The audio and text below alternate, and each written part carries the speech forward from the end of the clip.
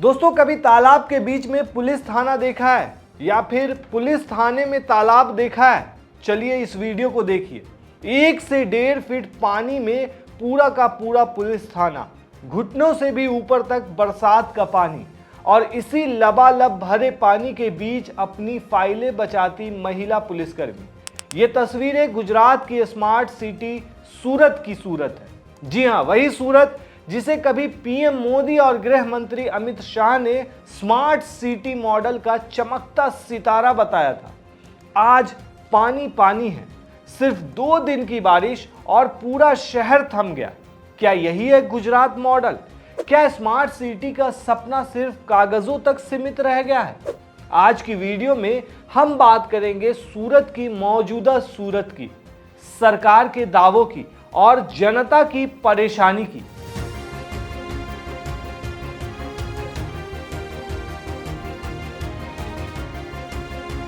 नए drainage network ने सूरत को एक नया जीवनदान दिया है। दोस्तों, जब जब भारत के विकसित राज्यों की बात होती है तो गुजरात का नाम भी लिया जाता है, और खासकर राजकोट, वडोदरा, अहमदाबाद, सूरत का और गुजरात का नाम लिया क्यों भी न जाए। पिछले 23 सालों से बीजेपी यहां राज कर रही है। हमारे देश के प्रधानमंत्री नरेंद्र मोदी, गृह मंत्री अमित शाह का ये गढ़ है। दिग्गज मंत्रीगण ने गुजरात मॉडल का उदाहरण देकर ही तो पूरे देश को विकसित करने का वादा किया है। लेकिन इसी स्मार्ट सिटी सूरत की महज 2 दिन की बारिश ने सूरत ही बदल कर रख दी। लग रहा मानो कोई काम ही न हुआ हो। शहर में करीब 17 इंच पानी भर गया। समझ रहे हैं आप? 17 इंच, वो भी सूरत जैसे बड़े शहर में। शहर के बड़े हिस्से जलमग्न हैं। आसपास के निचले इलाके में तो हालात और ज्यादा बुरे हैं। दोस्तों, 17 जून से शुरू हुई भारी बारिश ने सूरत की पोल खोल दी। रेलवे क्रॉसिंग, अंडरपास, रेजिडेंशियल कॉलोनियां, कहीं निकलने की जगह नहीं। बीमार बूढ़े व्यक्ति को अस्पताल पहुंचाने के लिए फायर ब्रिगेड की टीम को स्ट्रेचर का सहारा लेना पड़ा। ये स्मार्ट सिटी के दावों के वायरल वीडियो ने प्रशासन की पूरी पोल खोल कर रख दी है। सैकड़ों किलोमीटर से अधिक के नए ड्रेनेज नेटवर्क ने सूरत को एक नया जीवनदान दिया है। 2 दशकों में इस शहर में जो सीवरेज ट्रीटमेंट की कैपेसिटी बनी है, उससे भी शहर को साफ सुथरा रखने में मदद मिली। दोस्तों, अब आप इस यूजर के ट्वीट को पढ़िए। वो लिखते हैं कि 23 साल से भाजपा शासित गुजरात की सच्चाई देखिए। सूरत की ये तस्वीरें विकास नहीं, धोखे की कहानी कह रही हैं।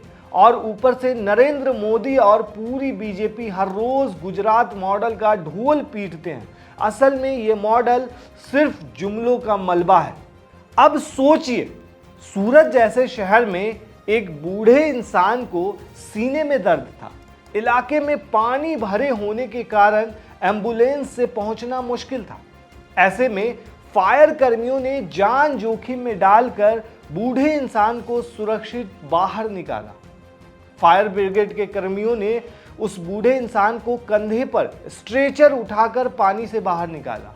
बोट की जगह स्ट्रेचर का इस्तेमाल किया गया। दोस्तों, इसे लेकर स्थानीय लोगों का कहना है कि प्रशासन के स्मार्ट सिटी के दावे खोखले हैं। सवाल ये उठता है दोस्तों कि स्मार्ट सिटी के नाम पर करोड़ों खर्च करने के बावजूद जरूरत के वक्त बुनियादी सुविधाएं क्यों नहीं मिल पा रही हैं? 10,000 करोड़ के बजट वाली स्मार्ट सिटी सूरत में बुनियादी आपातकालीन सुविधाएं गायब क्यों हैं? सूरत स्मार्ट सिटी के रूप में विकसित करने के लिए सरकार के जरिए 10,000 करोड़ रुपए खर्च किए गए, लेकिन जमीनी सच्चाई कुछ और ही है। दोस्तों, सूरत को देश के टॉप स्मार्ट सिटी प्रोजेक्ट्स में शामिल किया गया था। कहा गया था 24x7। जी हां, 24x7 का मतलब होता है 24 घंटा 7 दिन। Drainage monitoring, solid waste management, smart roads, ये था। और अभी क्या दिखने में आ रहा है? थाने के अंदर ही पानी घुसा हुआ है। हकीकत कुछ और ही है। नालियां जाम है, सड़कें गड्ढों से भरी हैं और लोगों की जान खतरे में है। और हकीकत यह है कि हर साल ऐसा होता है, ना तो नालियां साफ होती हैं, ना कोई पूछने आता है। स्मार्ट सिटी तो बस नाम की है। सूरत नगर निगम ने मानसून से पहले तैयारियों का दावा किया था, लेकिन जमीनी सच्चाई कुछ और ही बयां कर रही है। क्या सिर्फ बजट पास करवा देना ही विकास है, या फिर धरातल पर बदलाव लाना जरूरी है?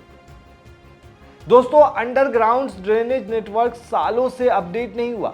ज्यादातर क्षेत्र में वाटर लॉगिंग का पूर्वानुमान ही नहीं था। कॉन्ट्रैक्ट वर्क्स के काम में क्वालिटी कंट्रोल ही नहीं है।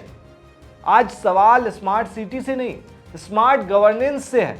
अगर हर साल यही हाल होना है तो क्या हम वाकई एक विकसित शहर में रह रहे हैं? जब कोई शहर 2 दिन की बारिश न झेल पाए तो क्या वो स्मार्ट सिटी कहलाने के लायक भी है? जनता को जवाब चाहिए इसका, न कि सिर्फ पोस्टर और वादे। यही जब दिल्ली में केजरीवाल की सरकार थी तो भाजपा के नेता नाव लेकर आम आदमी पार्टी की सरकार पर तंज कसते हुए पहुंच जाते हैं, लेकिन गुजरात के हालात पर चुप्पी साधे बैठे हैं, जबकि दिल्ली का हाल भी भाजपा आने के बाद जस का तस है। दोस्तों, अगर आप भी मानते हैं कि सिर्फ चमकते पोस्टर और भाषण से शहर नहीं चलते तो इस वीडियो को लाइक करें, शेयर करें और अपनी राय कमेंट बॉक्स में जरूर दें।